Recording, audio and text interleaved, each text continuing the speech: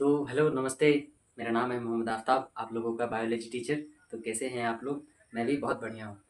तो मैं अपना पहला वीडियो लेके आया हूँ आज, जो चैप्टर का नाम है नियंत्रण एवं समन्वय।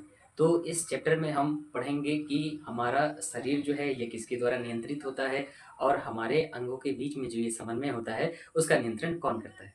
ठीक है, तो इस चैप्टर की अगर बेसिक बात करें तो सबसे पहले जानते हैं कि ये नियंत्रण होता क्या है। तो नियंत्रण क्या होता है कि हमारे शरीर में जितनी भी क्रियाएं हैं या अनुक्रियाएं हैं, जितनी भी क्या है क्रियाएं हैं या अनुक्रियाएं हैं, उसको एक निश्चित समय तक बनाए रखने को ही क्या कहते हैं, नियंत्रण कहते हैं। अगर हम बात करें समन्वय की, तो समन्वय क्या होता है, दो अंगों के बीच तालमेल को ही क्या कहते हैं, समन्वय कहते हैं। जैसे आप देख रहे हैं मेरे मुंह के साथ मेरे हाथ का तालमेल है, तो ये क्या है, इसका समन्वय है। तो अगर हम बात करते हैं कि दो अंगों के बीच में जो तालमेल होता है उसको बनाए रखने के लिए सबसे ज्यादा जरूरी है नियंत्रण की। अगर हमारे शरीर में नियंत्रण नहीं होगा तो क्या हम सही से खड़े भी हो पाएंगे? बिल्कुल भी नहीं, है कि नहीं। तो अगर हम बात करें नियंत्रण और समन्वय किन किन में पाया जाता है, तो जैसे कि एक कोशिकीय जीव है, जैसे कि हमने आप लोगों को पढ़ाया कि एक कोशिकीय जीव है, तो जितनी भी उसमें जैविक क्रियाएं होंगी, सेलुलर एक्टिविटीज होंगी, वो सारी की सारी जैविक क्रियाएं उसी एक कोशिकीय जीव के अंदर होती है, चाहे वो पोषण हो, शोषण हो, परिवहन हो, उत्सर्जन हो, नियंत्रण एवं समन्वय हो, चाहे उसमें जनन हो। ठीक है, अगर हम बात करें बहुकोशिकीय जीव की, तो बहुकोशिकीय जीवों में नियंत्रण एवं समन्वय के लिए क्या पाया जाता है ना। जैसे कि जैविक क्रिया करने के लिए बहुकोशिकीय जीव में अंग या अंगतंत्र पाए जाते हैं, उसी प्रकार से नियंत्रण एवं समन्वय करने के लिए बहुकोशिकीय जीवों के शरीर में तंत्रिका तंत्र पाया जाता है।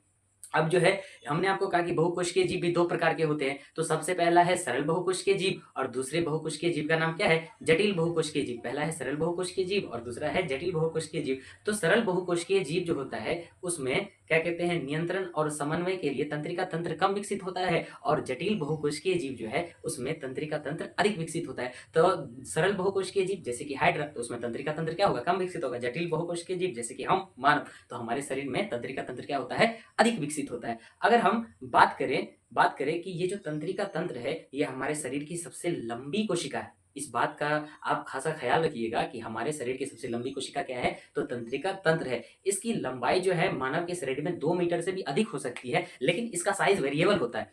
यानी कि अगर हम तंत्रिका तंत्र की बात करें तो जितना बड़ा जीव होगा उसके अंदर तंत्रिका तंत्र की लंबाई भी उतनी ही बड़ी होगी, है ना। मैं पार्ट 1 यहीं तक है, और मैं इससे रिलेटेड कुछ क्वेश्चन जो है वीडियो के एंडिंग में डाल देता हूं। आप सब उस क्वेश्चन को बनाइएगा और उसका आंसर आप कमेंट बॉक्स में डालिएगा। अगर पार्ट 2 चाहिए तो आप वीडियो को कमेंट करें, लाइक करें और चैनल को सब्सक्राइब करें। Thank you.